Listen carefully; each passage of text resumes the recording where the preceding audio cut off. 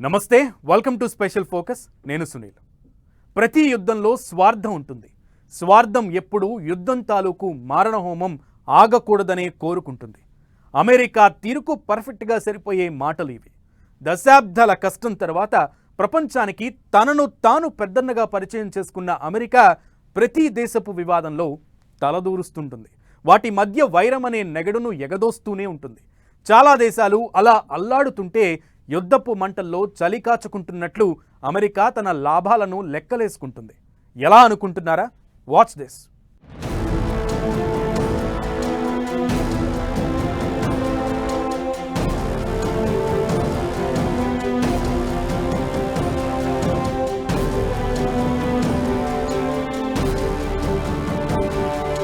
యుద్ధం వాళ్ళది, లాభం మాత్రం అమెరికాది. యుద్ధపు మంటల్లో యుఎస్ ఆర్థిక వ్యవస్థ పదిలం. ఎకానమీని యుద్ధాలే కాపాడుతున్నాయా? అమెరికా ఆయుధాలు అమ్మేందుకే యుద్ధాలా? 2 ఏళ్లుగా సాగుతున్న రష్యా యుక్రెయిన్ యుద్ధం, ఇరాన్ ఇజ్రాయిల్ మంటలు ఓవైపు, కొరియాల యుద్ధం మరోవైపు, చైనా తైవాన్ ఉద్రిక్తతలు ఇంకోవైపు. వీటన్నింటి మధ్య ప్రపంచం యుద్ధంలో ఉందా? యుద్ధం ప్రపంచాన్ని కమ్మేసిందా అనే భయాలు కనిపిస్తున్నాయి. ఈ ఉద్రిక్తతలు, యుద్ధాలు అన్నింటి వెనుక కామన్ గా వినిపించే పేరు అమెరికా. పెద్దన్న పాత్రంటూ ప్రతి దేశం వివాదంలో జోక్యం చేసుకుంటూ ఉంటుంది. యుద్ధాలను ఆపేందుకు ప్రయత్నిస్తున్నామని ఆరకుండా చూస్తుందనే విమర్శ ఉంది. యుద్ధం వాళ్లదైతే లాభాలు మాత్రం అమెరికాకు అన్నట్లు సీన్ కనిపిస్తోంది. కరోనా తర్వాత యుఎస్ ఆర్థిక పరిస్థితి ఆందోళనకరంగా మారింది. అయితే ఆయుధాల విక్రయంతో ఆర్థిక వ్యవస్థను కాపాడుకుంటుంది అమెరికా. అమెరికా ఆయుధాలు అమ్మేందుకు ఇదంతా జరుగుతున్నాయా అన్నట్లుగా కనిపిస్తున్నాయి ప్రస్తుతం జరుగుతున్న యుద్ధాలు. రష్యాతో యుద్ధంలో యుక్రెయిన్కు, ఇరాన్తో వార్లో ఇజ్రాయిల్కు, చైనాను కంట్రోల్ చేయడంలో తైవాన్కు అండగా నిలుస్తోంది అమెరికా. ఆయుధాలు సప్లై పేరుతో భారీగానే వెనకేసుకుంటోంది. ఆయుధాల మీద, రక్షణ మీద 2023లో అమెరికా చేసిన ఖర్చు $916 బిలియన్. రక్షణ రంగానికి పెడుతున్న ఖర్చు విషయంలో అమెరికా తర్వాత China, Bharat, Russia, Saudi Arabia, France, Germany, England, Japan, దక్షిణ కొరియా, బ్రెజిల్ ఉన్నాయి. అయితే ఈ 10 దేశాల మొత్తం ఖర్చు కలిసి కూడా అమెరికా ఖర్చు కంటే తక్కువే. ఆర్థికంగానే కాకుండా రాజకీయంగా కూడా అమెరికాకు ఆయుధాల ఉత్పత్తి, అమ్మకాలు, వినియోగం చాలా అవసరం. మొత్తం $916 బిలియన్ 15% అంటే దాదాపు $142 బిలియన్ ఆయుధ పరిశ్రమ మీదే ఖర్చు చేస్తోంది అమెరికా. వీటిని వివిధ దేశాలకు విక్రయిస్తూ భారీగా లాభం చేసుకుంటోంది. ఇరాన్ ఇజ్రాయిల్ యుద్ధం ప్రపంచాన్ని భయపెడుతోంది. ఇజ్రాయిల్కు అండగా నిలుస్తున్న అమెరికా అన్ని రకాలుగా సాయం అందిస్తోంది. ఇజ్రాయిల్కు అతిపెద్ద వెపన్ సప్లయర్ అమెరికానే. 10 ఏళ్ల ఒప్పందం కింద $3.8 బిలియన్ వార్షిక సైనిక సహకారాన్ని ఇజ్రాయిల్కు అమెరికా అందిస్తోంది. గత ఏడాది అక్టోబర్ 7న హమాస్ దాడి తర్వాత అమెరికా అధ్యక్షుడు బైడెన్ ఇజ్రాయిల్కు అదనపు సైన్య సహకారాన్ని పెంచుతున్నట్లు ప్రకటించారు. యుద్ధం స్టార్ట్ అయినప్పటి నుంచి అత్యవసర ఆమోదం తర్వాత కేవలం 2 మిలిటరీ అమ్మకాలను మాత్రమే అమెరికా చేపట్టినట్లు బయటకు వచ్చింది. అయితే నిజానికి 100కు పైగా మిలిటరీ అమ్మకాలను గుట్టుచప్పుడు కాకుండా చేసినట్లు తెలుస్తోంది. ఇప్పుడు మరో డీల్ పట్టాల మీద ఉంది. 50 వరకు F-15 ఫైటర్ జెట్స్ ను $18 బిలియన్ అమ్ముతున్నట్లు గుసగుసలు వినిపిస్తున్నాయి. ఇలా ఇజ్రాయిల్లో ఉద్రిక్తతలు మొదలైనప్పటి నుంచి భారీగానే ఆయుధాలను విక్రయించింది అమెరికా. భారతదేశం లాంటి దేశాలు కూడా వెపన్స్ ఎక్స్పోర్ట్ చేయడం మొదలు పెడితే అక్కడ ఉన్న కంపెనీలకి చాలా నష్టం జరుగుతుంది. రాను రాను భారతదేశం అడ్వాన్స్ అయిపోతుంది. తప్పకుండా వాళ్ళు అడ్డం పడతారు. అది ఎంతవరకు పని జరుగుతుంది అది వేరే విషయం. ఇకటు తైవాన్తో ఆయుధాల వ్యాపారం చేస్తోంది అమెరికా. చైనా, తైవాన్ మధ్య తీవ్ర ఉద్రిక్తతలు కనిపిస్తున్నాయి. తైవాన్కు $200 కోట్ల విలువైన ఆయుధాల విక్రయానికి అమెరికా అంగీకరించింది. తైవాన్ తమ దేశంలో భాగమని, బీజింగ్ ఎప్పటినుంచో వాదిస్తోంది. రెండు దేశాల మధ్య ఉద్రిక్తతలు తీవ్ర స్థాయికి చేరుకున్నాయి. ఈ మధ్య 153 చైనా సైనిక విమానాలు తైవాన్ భూభాగంలో చక్కర్లు కొట్టాయి. రష్యాతో యుద్ధంలో యుక్రెయిన్ ఎలాంటి ఆయుధాలు ఉపయోగించిందో అలాంటివే అమెరికా నుంచి దిగుమతి చేయాలని తైవాన్ కోరుతూ ఉండగా అమెరికా అంగీకారం తెలిపింది. ఇలా నిన్న ఇజ్రాయిల్, ఇవాళ తైవాన్కు మాత్రమే కాదు రష్యాతో యుద్ధంలో యుక్రెయిన్కు భారీగా ఆయుధాలు విక్రయించింది.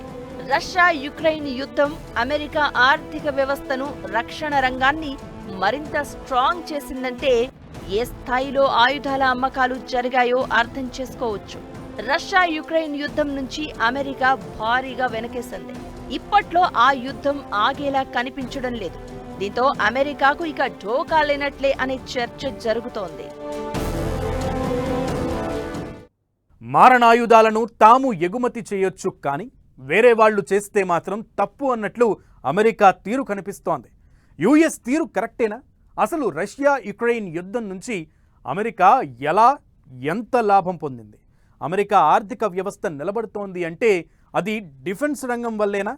ఆయుధాల విక్రయాలే ఎకానమీని కాపాడుతున్నాయా? ఆయుధాల విక్రయాల లెక్కలు చెప్తోంది అదేనా?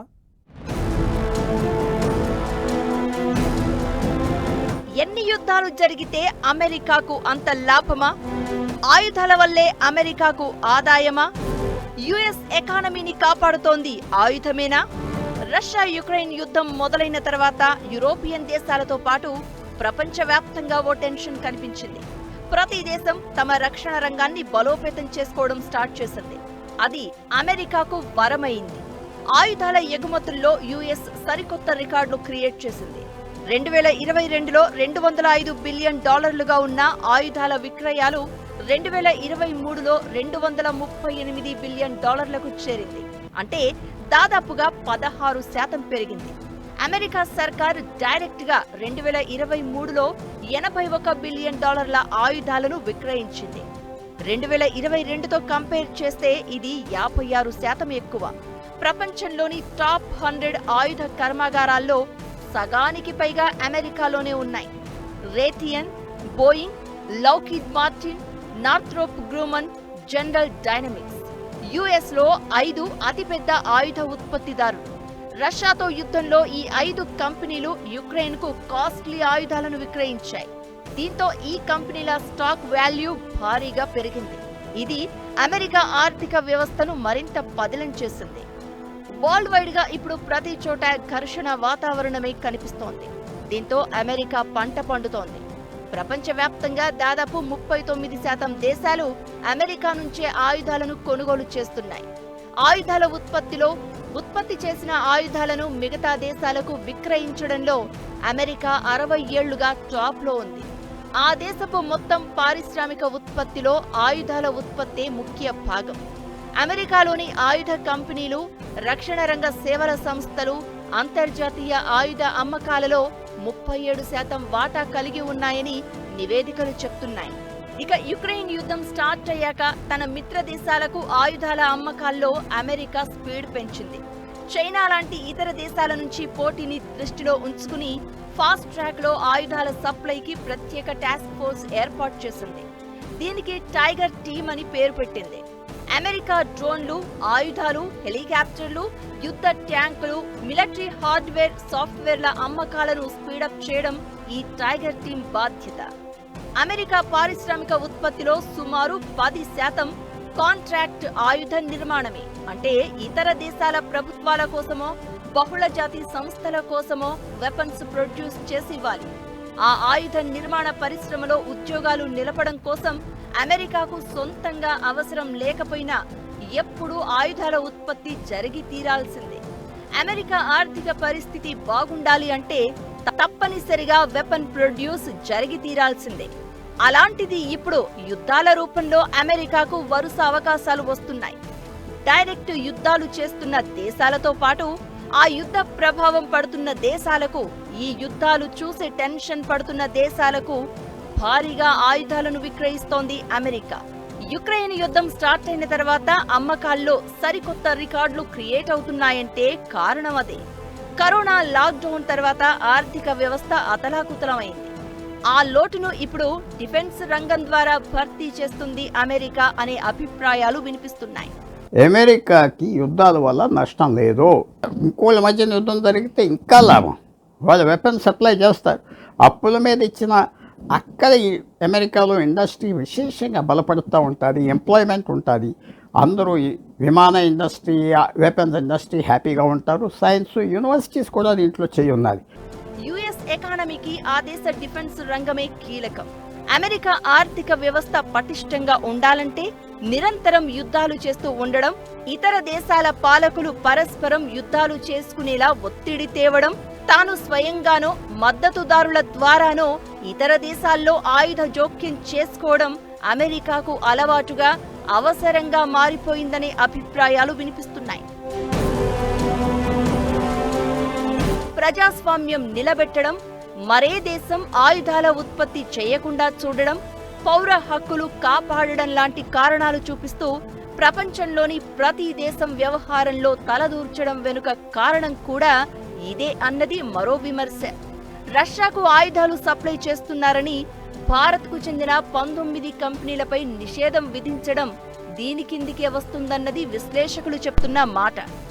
ఏమైనా పెద్దన్న పేరుతో జోక్యం చేసుకోవడం, ఆయుధాల విక్రయాలతో లాభపడడం అమెరికాకు అలవాటుగా మారినట్లు కనిపిస్తోంది. అమెరికా ఎంటర్ అయిన ఏ యుద్ధం ఇప్పటి వరకు ఆరలేదు అంటే అర్థం చేసుకోవచ్చు పరిస్థితి.